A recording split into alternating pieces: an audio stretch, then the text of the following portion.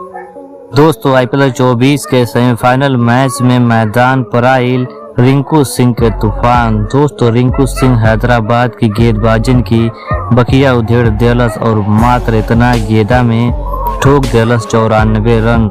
दोस्तों आप भी देखल चाहतानी रिंकू सिंह के धाकड़ बल्लेबाजी के पूरा वीडियो, तो ये वीडियो के एक लाइक करके चैनल के सब्सक्राइब जरूर करें। दोस्तों जैसन कि आप सभी लोगन के पता बा IPL 24 के आगाज हो चुकल बा, जेकर सेमीफाइनल मुकाबला कोलकाता नाइट राइडर्स और हैदराबाद के बीच में खेलल गईल, जिसमें हैदराबाद के टीम टॉस जीत के पहले गेंदबाजी करे के फैसला लेलस और टॉस हार के पहले बल्लेबाजी करे के KKR की टीम के शुरुआत काफी ज्यादा खराब रहल। दोस्तों एक समय पर KKR की टीम के 24 रन पर ही 3 विकेट गिर गईल रहे, लेकिन ओकरा बाद हमनी के मैदान पर तूफान देखे के मिलल रिंकू सिंह के। दोस्तों रिंकू सिंह हैदराबाद की गेंदबाजन के बखिया उधेड़ देहना और मात्र 25 गेंदा में ठोक देहना 94 रन और अपन पारी के दौरान रिंकू सिंह लगा देहना 15 गो छक्का। दोस्तों रिंकू सिंह के बल्लेबाजी